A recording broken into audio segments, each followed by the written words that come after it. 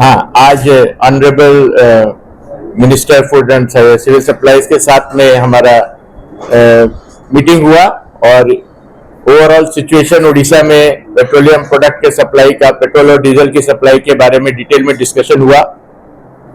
Oil company की ओर से फिर से हम सभी लोगों को आश्वस्त करना चाहते हैं कि उड़ीसा के अंदर पेट्रोल और डीजल सफिशिएंट स्टॉक मौजूद है और चूंकि जो बीच में एक दो दिन एडिशनल स्पाइक आया था डिमांड में, एकदम से 37% का ग्रोथ हो गया था और लंबा क्यू सब जगह पर लगा था, उसकी वजह से टेम्परेरी कहीं कहीं पे जो ड्राई आउट हुए थे उसको भी काफी अब इम्प्रूव कर लिया गया है।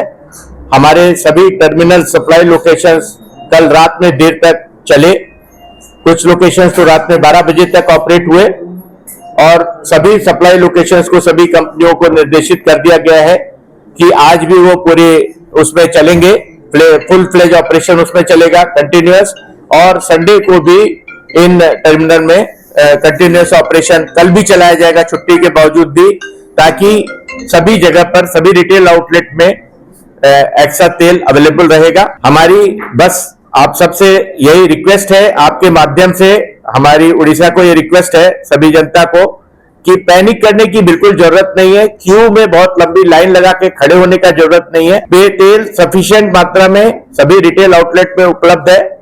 अगर कहीं किसी पंप में किसी वजह से एक आध 2 घंटा 3 घंटे का कोई डिले होता है तो उसमें परेशान होने का जरूरत नहीं है, अगले पंप पर ट्रेन मिल जाता है। क्यू न लगाए, सबको सफिशिएंट तेल उपलब्ध है और जितना आपको जरूरत है उतना ही तेल लें। एक्स्ट्रा टंकी को फुल करके अपने को पैसे को वहां फंसाने की कोई एडिशनल आवश्यकता नहीं है। हमारे पास रेगुलर तेल मौजूद है और रेगुलर पारादीप रिफाइनरी भी यहां पर है। हमारे सभी सप्लाई लोकेशन पाइपलाइन से कनेक्टेड है पारादीप रिफाइनरी से। प्रोडक्ट की अवेलेबिलिटी का कोई इश्यू नहीं है, तो किसी तरह का पैनिक क्रिएट करने की जरूरत नहीं है, किसी तरह के र्यूमर में आपको आने की जरूरत नहीं है। हमारे सभी पेट्रोल पंप भी रेगुलर सुबह 6 बजे से स्टार्ट कर दे रहे हैं और रात में 11, 12 बजे रात तक भी वो पंप चल रहे हैं ताकि सप्लाई आप सब लोगों को दी जा सके। तो ऐसी कोई परेशानी की बात नहीं है, लेकिन ऐसा सडन जो पैनिक बाइंग होगा तो उससे आप सब लोगों को थोड़ी तकलीफ होती है। इसलिए मेरा यही निवेदन है कि सफिशिएंट मात्रा में पेट्रोल और डीजल अवेलेबल है उड़ीसा प्रदेश के अंदर।